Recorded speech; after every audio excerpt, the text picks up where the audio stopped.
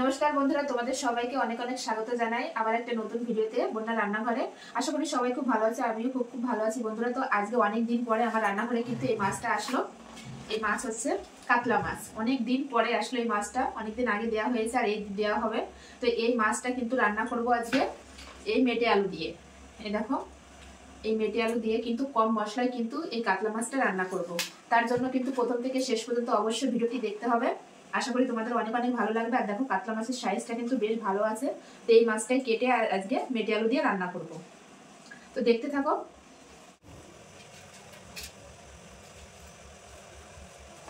এবার মাছের আঁশ ছাড়িয়ে নেব। প্রথমে এই চামচের সাহায্যে কিন্তু ছাড়াবো আঁশ। ভীষণ শক্ত আঁশগুলো, দেখো।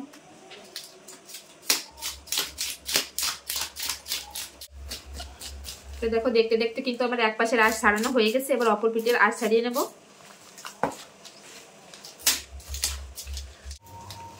তো দেখো, এই সাইডের আঁশগুলো কিন্তু এইভাবে ছাড়িয়ে নিচ্ছি।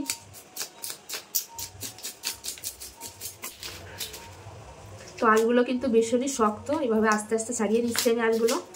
তো এই পিঠের আঁশ কিন্তু প্রায় ছাড়ানো শেষের দিকে। এই যে, এরপরে কিন্তু মাছটা কেটে নেব। তো সব আঁশ কিন্তু আমার খুব ভালোভাবে ছাড়ানো হয়ে গেছে। এবার মাছটা কেটে নেব। তো এবার মাছটা কেটে নেব।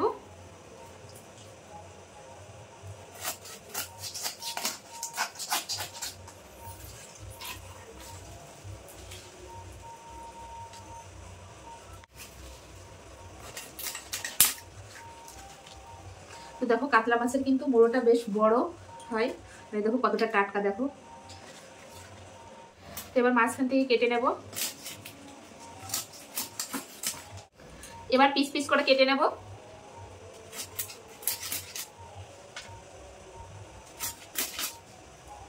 একটু মোটা মোটা করে কাটছে, যেহেতু মাটির আলু দিয়ে বা মেটে আলু দিয়ে রান্না হবে।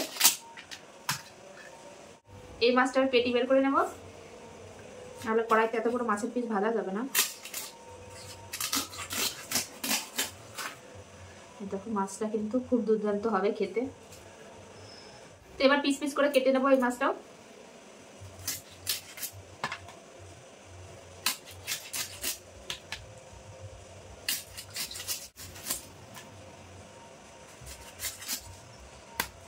তো এবার পেটি মাছটা কেটে নেব।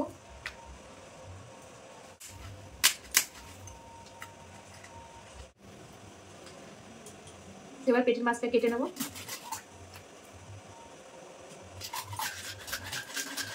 একটু বড় বড় করে রাখলাম, কারণ এগুলো ভাজার পর অনেকটাই কমে যাবে।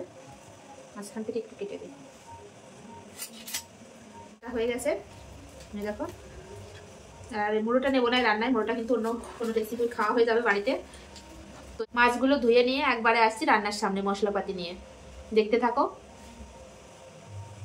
আমি মাছগুলো খুব ভালো করে ধুয়ে নিয়ে চলে এসেছি, সঙ্গে কিন্তু মশলাপাতিও নিয়ে চলে এসেছি, আর আলু কেটে নিয়ে চলে এসেছি। দেখো, আলুগুলো কিন্তু আমি, আলুর ভিতরে কিন্তু এক ধরনের সাদা আলু পাওয়া যায়, এক ধরনের লাল আলু। তো আমি আজকে লাল আলু দিয়ে বানাচ্ছি, মেটে আলু লাল। তো এটাও কিন্তু কেটে ধুয়ে আমি এখানে জল ঝরাতে রেখে দিয়েছি। আর এই সাইডে কিন্তু মাছও ধুয়ে নিয়ে চলে এসেছি। তো মাছটা আমি পরিমাণ মতো নিয়ে নেবো, কারণ এত মাছ রান্নলে তো একবারে খাওয়া যাবে না। ওই জন্য পরিমাণ মতো মাছ নিয়ে নেবো।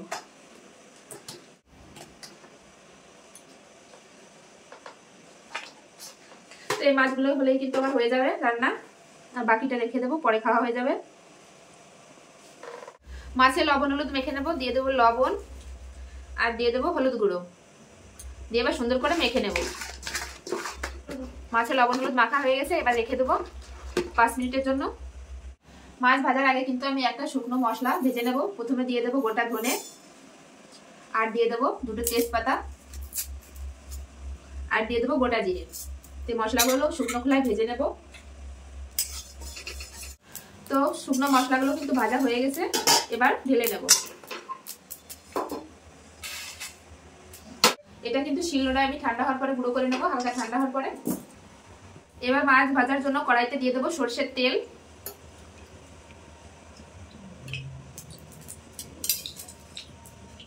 মাছ ভাজার জন্য কিন্তু তেল খুব ভালোভাবে গরম হয়ে গেছে। এবার মাছের পিসগুলো দিয়ে দেবো।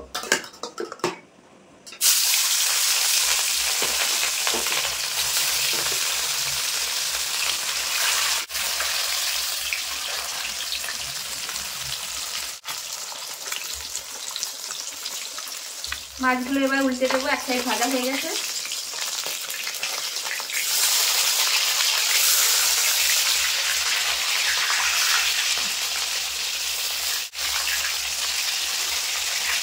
মাছগুলো কিন্তু আমি খুব সুন্দরভাবে ভেজে নিয়েছি, দেখো। এবার তুলে নেব।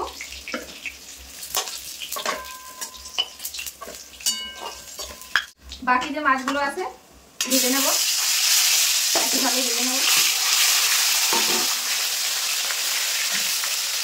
এই মাছগুলো কিন্তু আমি লাল লাল করে ভেজে নিয়েছি, এবার তুলে নেব।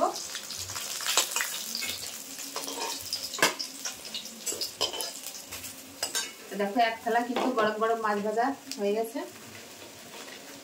ওই তেলের ভিতর কেটে ধুয়ে রাখা আলুগুলো দিয়ে দেবো।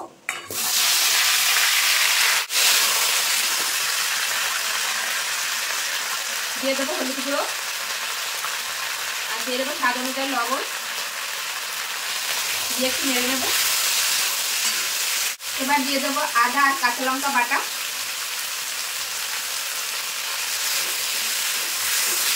দিয়ে একটু নেড়ে নেব। আলুর সঙ্গে কিন্তু মশলাগুলো খুব ভাজা ভাজা করে নিয়েছি। এবার দিয়ে দেবো পরিমাণ মতো ঝোল। এবার চাপা দিয়ে দেবো সেদ্ধ হওয়ার জন্য আলুগুলো। এখন চাপাটা খুলে দেখবো যে আলুগুলো সেদ্ধ হয়েছে কিনা।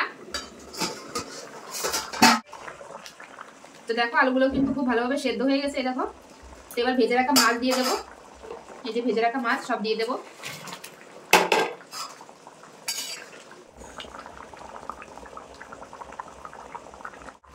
তো দেখো মাছ দেওয়ার পর কিন্তু আমি খানিকক্ষণ ফুটিয়ে নিয়েছি। এবার ফোড়নের জন্য এটা ঢেলে নেব, ঢেলে ফোড়ন করে নেব। আর এই মাটির আলু কিন্তু একটু ঝোল ঝোলে রাখতে হয়, পরে কিন্তু টেনে দেবে অনেক। ফোড়ন করার জন্য কিন্তু কড়াই গরম হয়ে গেছে, এবার দিয়ে দেবো সরষের তেল। তেল গরম হয়ে গেছে, এবার ফোড়ন করে নেবো। ফোড়নে দিয়ে দেবো গোটা জিরা আর একটা শুকনো লঙ্কা।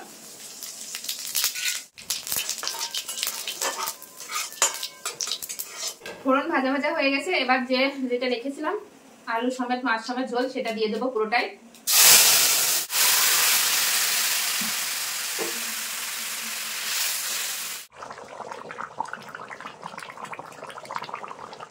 কাতলা মাছ দিয়ে কিন্তু মেটে আলুর তরকারি আমার একদম রান্না রেডি। কিন্তু শেষের দিকে যে ভাজা মশলাটা আমি রেখেছিলাম, তো সেই মশলাটা কিন্তু আমি গুঁড়ো করে নিয়েছি। এবার দিয়ে দেবো উপর দিয়ে।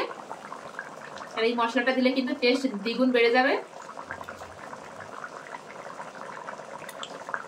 মশলাটা দেওয়ার পরে এখন আমি নামিয়ে নেব।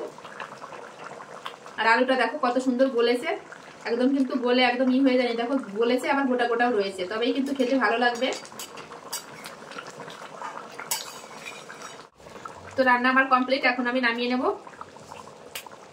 দেখতে কেমন হয়েছে অবশ্য কমেন্টে বলবে বন্ধুরা।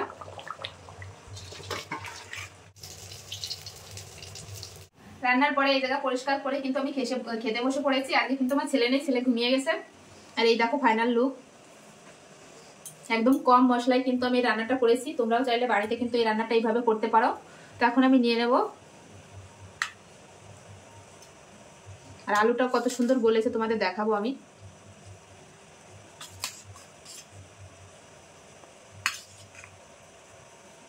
তো দেখো গরম গরম ধোঁয়া উঠছে, দেখো আলুটা কিন্তু খুব সুন্দরভাবে গলে গেছে। এটা যেহেতু লাল আলু, ওই জন্য ভাতগুলো দেখো লাল লাল হয়ে যাচ্ছে। এবার আমি খেয়ে নেব। কম মশলায় কিন্তু খুব সুন্দর হয়েছে বন্ধুরা রান্নাটা। এভাবে না রান্না করে খেলে তোমরা বুঝতে পারবে না যে কত সুন্দর হয়েছে। আলুটা দেখো কত সুন্দর গলেছে, কিন্তু একদম গোটা গোটাই আছে।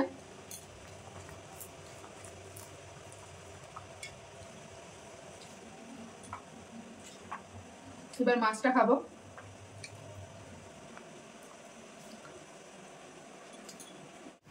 মাছটাও কিন্তু খেতে খুবই ভালো। মাছ দিয়ে ভাত দিয়ে আলু দিয়ে মেখে খেলে কিন্তু সেই লাগছে বন্ধুরা।